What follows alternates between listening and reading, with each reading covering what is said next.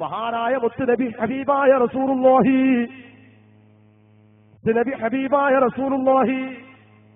സല്ലല്ലാഹു അലൈഹി വസല്ലമ തങ്ങളുടെ പേരമക്കളിൽപ്പെട്ടവരാ.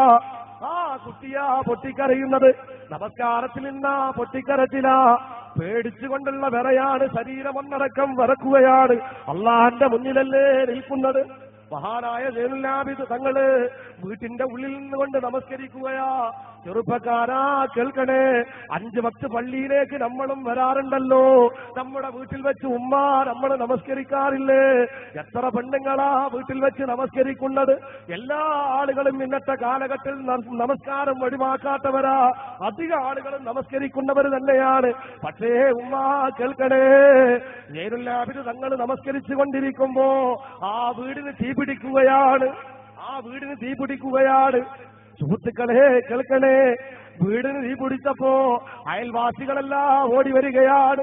വല്ലാത്ത അത്ഭുതത്തോടുകൂടെ ബേജാറോടുകൂടെ ഓടി വന്ന് നോക്കുമ്പോ വീട്ടിന്റെ ഉള്ളിൽ അതാ ഒരു മനുഷ്യൻ നമസ്കരിക്കുന്നു. അതാ മറ്റാരുമല്ല, അത് മഹാനായ സൈനുൽ ആബിദ്. നിങ്ങളോട് ഞാൻ പറഞ്ഞില്ല, ഞാൻ നിർത്തുക. ഞാൻ ഇത്രയും വശത്ത് നെഞ്ഞാനുള്ള സമയത്ത് പനിയായിട്ട് പറയുമ്പോ ഇങ്ങനത്തെ ഒരു റളിയല്ലാഹു അൻഹു ഉസാറായിട്ട് പറയാൻ പറ്റും.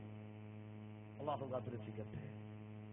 മഹാനായ സൈനുൽ ആബിദ്, ഉറക്കെ പറയണോ, മഹാനായ സൈനുൽ ആബിദ് റളിയല്ലാഹു അൻഹു. നിങ്ങൾക്ക് കൂലി കിട്ടുന്ന കാര്യം മനസ്സിലാണ്ട്. ഞാൻ നിങ്ങളെ നാട്ടുകാരനായതുകൊണ്ടാണ് ഈ സാറല്ലേ നിങ്ങൾ പറയാത്ത. അങ്ങനെയാണോ? പുറത്തുനിന്ന് ആൾ വന്ന് പറഞ്ഞാലേ അള്ളാഹു കൊള്ളുന്നുണ്ടോ? ഉറക്കെ പറയണം. അള്ളാഹു തൗഫീഖ് നൽകട്ടെ. ഒരു റളിയല്ലാഹു അൻഹു നമ്മുടെ നാവിൽ നിന്ന് അങ്ങ് വീണ അള്ളാഹു അതിന് നമുക്ക് പ്രതിഫലം തരാം. ആ സൂഫിയായ മനുഷ്യന്റെ സഹായം നമുക്ക് കിട്ടും. അള്ളാഹു തൗഫീഖ് നൽകട്ടെ. കോടാനക്കോടി നമ്മളിവിടെ കൂടുന്ന ഈ ആളുകളെ പോലെയല്ല മാലാഖമാർ ഇറങ്ങുന്നത്. 1ക്ക് 2 ആള് ചുരുങ്ങിയത് നമ്മളുടെ കൂടെ മാലാഖമാരുണ്ട്. ഒന്ന് മാത്രമല്ല, ഓരോ കെണുപ്പുകൾ സൂക്ഷിക്കാൻ മലായിക്കത്തുകളുണ്ട്. ഹബീബായ നബിയുനാ റസൂലുള്ളാഹി. ഒരു മനുഷ്യർക്ക് കെണുപ്പുകളെ സൂക്ഷിക്കാൻ വരെ മലക്കുകൾ. അപ്പൊ ഒരു മനുഷ്യന്റെ കൂടെ എത്ര മലക്കുകളാണ് അവരിവിടെ കൂടിയിട്ട്. അവർ റളിയല്ലാഹു എന്ന് പറയുമ്പോൾ നമ്മളിങ്ങനെ മൊയന്താളായിട്ട് ഇങ്ങനെ ഇരിക്കും.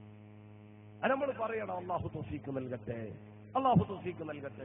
മഹാനായ സൈനുൽ ആബിദ് റളിയല്ലാഹു അൻഹു അതിലിങ്ങനെ നമസ്കരിച്ചു കൊണ്ടിരിക്കുമ്പോ നാട്ടുകാർ പറയുകയാണ്, തങ്ങളെ ഓടണേ, വീടിനിതാ തീ പിടിച്ചിരിക്കുന്നു, രക്ഷപ്പെട്ടോ.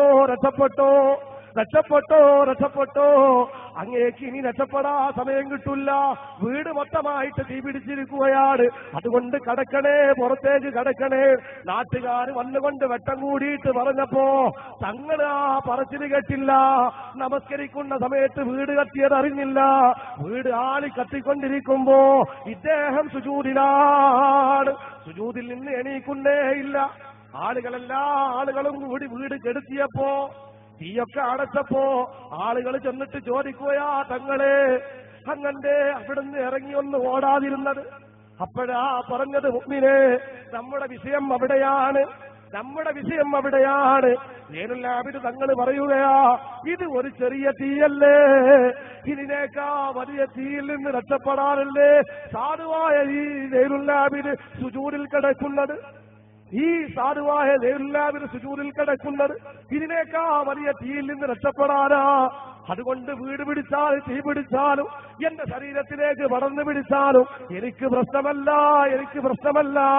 എനിക്ക് ആകെ പ്രശ്നമുള്ളത് കത്തിയാളുന്ന തീയാ. അത് നരകൾ കുണ്ടിയ തീയാ. ആ തീയിൽ നിന്ന് രക്ഷപ്പെടാനാ ഞാൻ സുജൂദ് ചെയ്യും.